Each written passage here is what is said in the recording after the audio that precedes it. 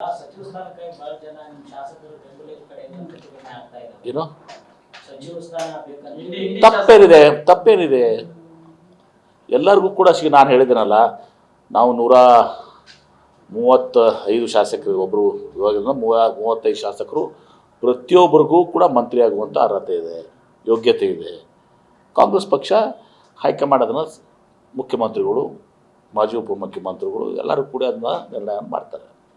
ಶಿವಾನಂದ ಪಾಟೀಲ್ ಯಶವಂತರಾಯ ಪಾಟೀಲ್ ನಡುವೆ ಪೈಪೋಟಿ ಸರ್, ನೀವು ಯಾರಿಗೆ ರೆಫರ್ ಮಾಡಿದ್ದೀರಾ ಸರ್? ಹಾಗಂತ ನಾನು ಬೆಂಬಲ ಮಾಡೋ ಪ್ರಶ್ನೆ ಬರೋದಿಲ್ಲ.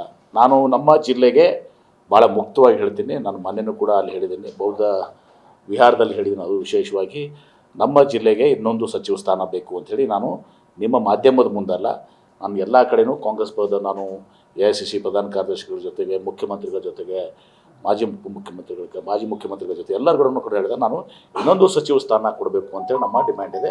ಅದರಲ್ಲಿ ಇವತ್ತು ಸಹ 5 ಜನ ಶಾಸಕರಿದ್ದಾರೆ ನಮ್ಮಲ್ಲಿ.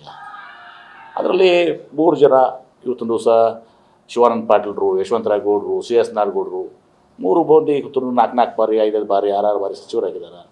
ಆ 3 ಮಂದಿ ಯೋಗ್ಯರು ಯಾರಿಗೆ ಮಾಡಬೇಕು ಅನ್ನೋದು ಹೇಳುವಂಥದ್ದು ನಂದಲ್ಲ. ಅದು ಬರೀ ನನಗೊಂದು ಮದುವೆ ಮಾಡಿ ಅಂತ ಕೇಳಿದ್ರು ನಮ್ಮ ಕರ್ತವ್ಯ. ನನ್ನ ಜಿಲ್ಲೆಗೆ ಇನ್ನೊಂದು ಸಚಿವ ಸ್ಥಾನ, ಯಾಕಂದರೆ ಹಿಂದೆನೂ ಕೂಡ ಇತ್ತು, ಈಗಲೂ ಕೂಡ ಅದನ್ನು ಮಾಡಿ ಅಂತೇಳಿ ನಾನು ಕೇಳಿದ್ದೀನಿ. ಅದರಲ್ಲಿ ಯಾರಿಗೆ ಮಾಡಬೇಕು ಏನು ಆ ಸಮೀಕರಣ ಇದು ಅದೆಲ್ಲವೂ ಕೂಡ ಪಕ್ಷದ ಮುಖ್ಯಮಂತ್ರಿಗಳು, ಮಾಜಿ ಮುಖ್ಯಮಂತ್ರಿಗಳು ಹಾಗೂ AICC ಅಧ್ಯಕ್ಷರು ಹಾಗೂ ಪ್ರಧಾನ ಕಾರ್ಯದರ್ಶಿಗಳು ರಾಹುಲ್ ಗಾಂಧಿ ಅವರೆಲ್ಲ ಕೂಡ ಅವ್ರು ತೀರ್ಮಾನ ಮಾಡ್ತಾರೆ. ತಪ್ಪಲ್ಲ, ಇವತ್ತು ಎಲ್ಲರಿಗೂ ಹಕ್ಕಿದೆ.